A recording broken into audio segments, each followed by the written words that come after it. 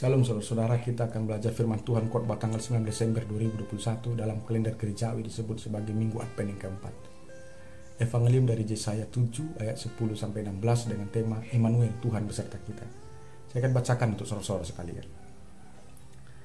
Tuhan melanjutkan firman-Nya kepada Ahaz, katanya, mintalah satu pertanda dari Tuhan Allahmu, biarlah itu sesuatu dari dunia orang mati yang paling bawah atau sesuatu dari tempat yang tertinggi dari atas. Tetapi Ahaz menjawab, aku tidak mau meminta, aku tidak mau mencobai Tuhan. Lalu berkatalah Nabi Yesaya, baiklah dengarkanlah, hai keluarga Daud. Belum cukupkah kamu melelahkan orang hingga kamu melelahkan Allahku juga? Sebab itu Tuhan sendiri yang akan memberikan kepadamu satu pertanda. Sesungguhnya seorang perempuan muda mengandung dan akan melahirkan seorang anak laki-laki. Dan ia akan menamakan dia Immanuel.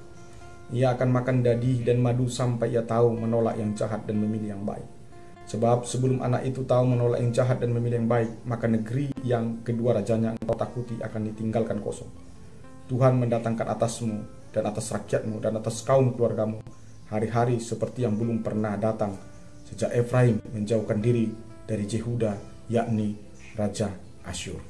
Saudara-saudaraku, dalam perikop minggu ini dengan tema Immanuel, Tuhan beserta kita. Perikop khotbah hari ini adalah kitab Proto Yesaya atau kitab Yesaya yang pertama yang berisi nubuatan Allah sebelum Israel dibuang ke Babel, atau kita sebut saja konteks pra pembuangan. Dalam kitab Proto Yesaya ini, selain murka Allah atas dosa-dosa manusia, Allah juga menjanjikan kedatangan keselamatan bagi manusia kepada manusia yang lemah dan berdosa. Dan keselamatan dari Allah itu disebut Immanuel. Jadi berdasarkan perikop ini kita belajar sesuatu hal dari karakter Allah kita, yakni Allah adalah adil. Di dalam keadilannya lah maka segala dosa harus dihukum. Tapi sekaligus Allah adalah kasih. Di dalam kasihnya lah Allah menghukum umatnya bukan untuk membinasakan umat itu, tetapi untuk menyelamatkan dan memulihkan umat itu. Inilah teladan yang harus kita tiru dari Allah kita, untuk kita teladani dan kita terapkan dalam kehidupan kita sehari-hari. Yakni, jika kita hendak menghukum seseorang karena kesalahannya, hukumlah dia, tapi bukan untuk membunuhnya. Tapi hukuman itu untuk menyadarkannya dan untuk membuatnya jerah berbuat salah, agar dengan itu ia dapat pulih dan diselamatkan. Berikut khotbah kita ini berkaitan dengan Raja Yehuda bernama Ahaz. Siapakah Ahaz? Dalam kitab 2 Raja-Raja diterangkan Ahaz adalah Raja Yotam. Ia berumur 20 tahun ketika ia naik tahta menjadi Raja Yehuda. Ahaz melakukan apa yang jahat di mata Tuhan, bertolak belakang dengan perilaku leluhurnya Daud. Ahaz pernah mengikuti ritual berhalalisme, yakni mempersembahkan anaknya sebagai korban bakaran dalam api kepada berhala. Pada zamannya Allah membangkitkan Raja Aram yang bernama Rezin untuk memeranginya. Ahaz terdesak dan memohon bantuan kepada bangsa Asyur dengan perjanjian bangsa Israel, yaitu Yehuda takluk dan membayar upeti kepada bangsa Asyur, hingga Ahaz mati digantikan oleh anaknya Hosea. Informasi itu bisa kita lihat dalam 2 Raja-Raja pasal 16 ayat 1-20. Firman Tuhan datang kepada Ahaz, mempertanyakan kelakuan Ahaz itu. Ia seorang Israel atau seorang umat Allah, tapi mengapa di dalam kesulitan hidupnya justru ia meminta pertolongan kepada manusia, yakni Asyur, bukan kepada Allah Israel. Tindakan Raja Ahab itu benar-benar menyinggung hati Tuhan. Itulah mengapa Allah menantang Raja Ahaz melalui Nabi Yesaya dengan berkata, mintalah suatu tanda dari Tuhan Allahmu, entah itu dari tanda dunia orang mati yang paling bawah atau tanda dari tempat yang paling tinggi yang di atas. Perikop ini mengajak kita untuk introspeksi diri di mana. Apa alasannya kita minta pertolongan dari manusia atau dari dunia ketimbang kepada Allah yang berkuasa atas apa yang paling rendah dan apa yang paling tinggi dalam kehidupan kita ini? Jika dianalogikan adalah, bagaimana mungkin seseorang anak meminta pertolongan dari orang tua lain jika orang tua kandungnya sendiri jauh lebih berkuasa dari orang tua lain itu? Dan jika seseorang anak meminta pertolongan kepada orang tua lain, bukan kepada orang tua kandungnya sendiri, tentu perbuatan anak itu akan sangat menyinggung dan merendahkan martabat dari orang tua kandungnya tersebut. Demikianlah Allah merasa sangat direndahkan dan merasa sangat dihinakan oleh perbuatan Ahaz tersebut. Ahaz tahu bahwa Allah telah murka.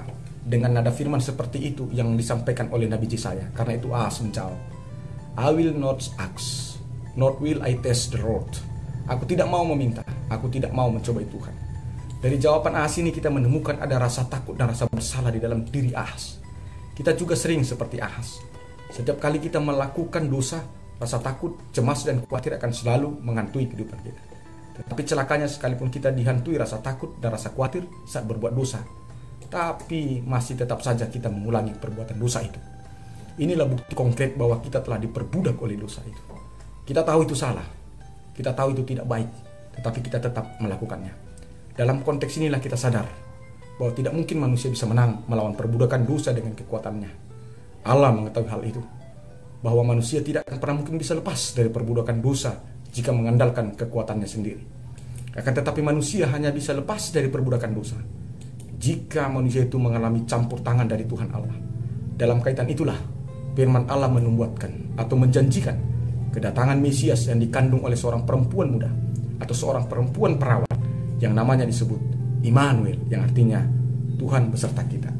Jika nubuatan ini dikaitkan dengan Injil Matius 1 ayat 23, isinya seperti ini. Sesungguhnya anak darah itu akan mengandung dan melahirkan seorang anak laki-laki, dan mereka akan menamakan dia Immanuel, yang artinya Allah beserta kita. Ayat Injil Matius tersebut adalah berita mengenai kelahiran Yesus Kristus.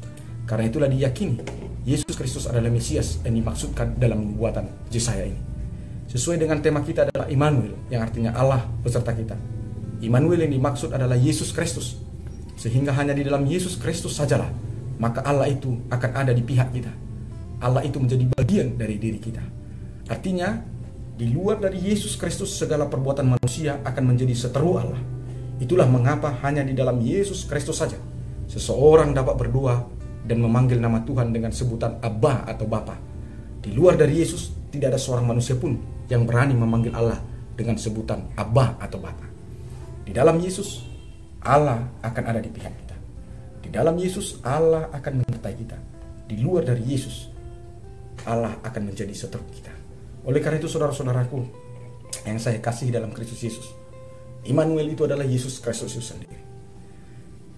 Segala kebaikan yang kau lakukan, jika kau lakukan di luar daripada Yesus, kebaikan itu akan tetap menjadi seteru Allah. Segala amal, pahala, dan kebajikan yang kau lakukan di luar daripada Yesus, amal pahalamu itu akan menjadi seteru Allah. Tapi setiap kebaikan yang kecil sekali yang kau lakukan, jika itu kau lakukan karena engkau percaya bahwa Yesus adalah Tuhan, maka Allah akan menjadi Immanuel. Allah akan menyertaimu. Allah ada di pihakmu. Allah bersama dengan kita. Kita membutuhkan Yesus agar kita bisa berdamai dengan Allah. Kita membutuhkan Yesus agar kita bisa menikmati Immanuel. Kita membutuhkan Yesus agar Allah menjadi bagian dalam diri kita. Yesus telah datang.